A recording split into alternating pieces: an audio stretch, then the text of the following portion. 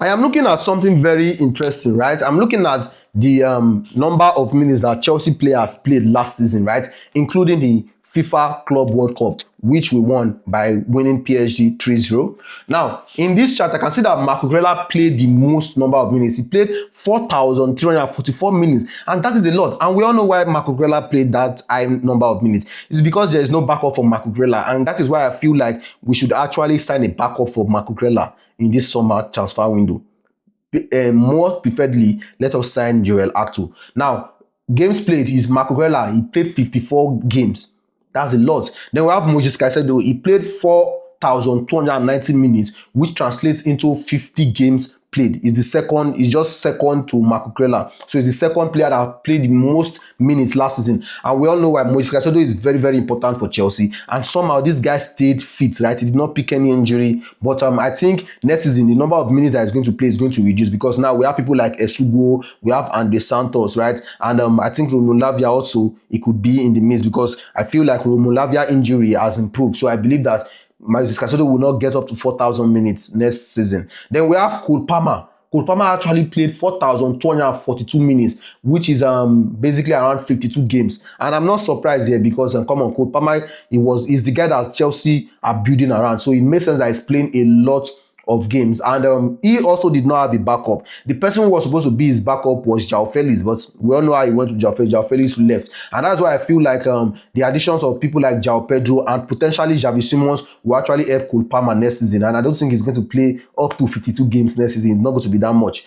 right? Then we have Enzo Fernandez, 4,017 minutes played, which translates into 53 games. Now, for this, I understand why Enzo Fernandez is playing this role, because if you remember, Enzo Fernandez was the one playing in that left half space. Now, the reason why he was playing in that left half space was also because João Felix left, because João Felix was supposed to be the one that will actually play that left half space. But João Felix, he was not able to improve his ability of the ball, and he also left on loan to, where did he even go to? He's not AC Milan, so that also makes sense. And again, since we now have Andy Santos coming, I don't think, and we also have Xavi Simons, I don't think Enzo Fernandez will play this amount of minutes. Then next swap, we have Leverkusen. He played 3,746 minutes, and then that's 43 games. I think Leverkusen is going to maintain this number of games played by next season, because come on, Leverkusen is a very important centre back at Chelsea. I think he has grown to be one of the most important centre back at Chelsea, and he's always available. And I don't think anybody would take that left centre back role from him.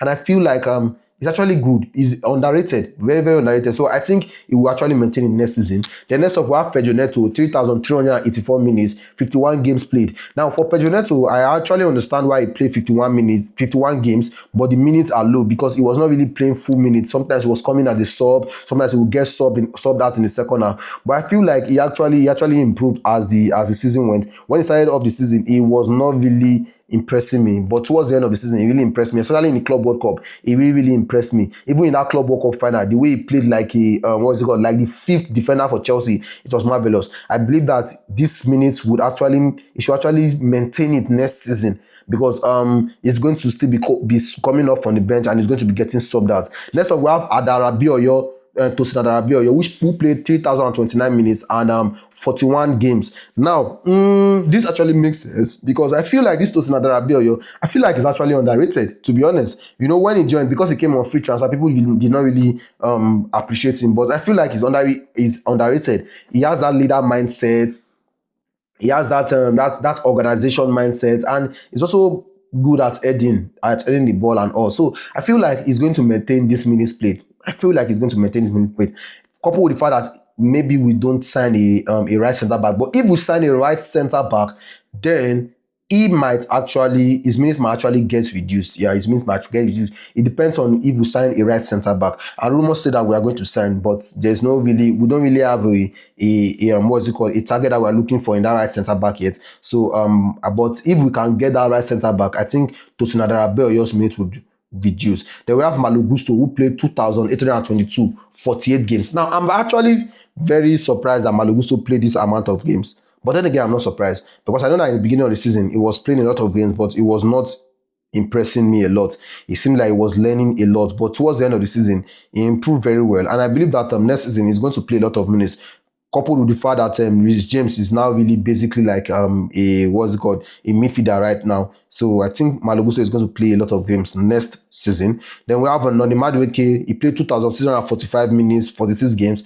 That is not bad because in my opinion, Noni Madueke was Chelsea's best right winger last season. Or yeah, Chelsea best winger last season and the third best right winger last season in Premier League. But now he has joined Arsenal, so I don't think we're going to be seeing more of from Noni Madueke, and I will not talk about players from other clubs. Then finally, lastly, we have Nicholas Jackson, who played 2,533 minutes. That's 37 games. And I think it is the injury that actually ruined everything for Nicholas Jackson. If not, it would have been higher up this number up in the minutes played. And I think now with the coming of Liam Delap, with the coming of João Pedro, his minutes are definitely going to reduce. And I think there are rumors that it will be going that Newcastle are interested in signing him. I think Newcastle are proposing, is it not £65 million? So I think we'll be on the watch out for that. But even if he does not leave, if he stays, I don't think he's going to get enough minutes, except his role changes. Because right now we have Liam Delap, we have João Pedro, and in my opinion, those guys are above Nicholas Jackson in the pecking order. But which of these players surprised you the most when it comes to their minutes played? Let me know in the comment section.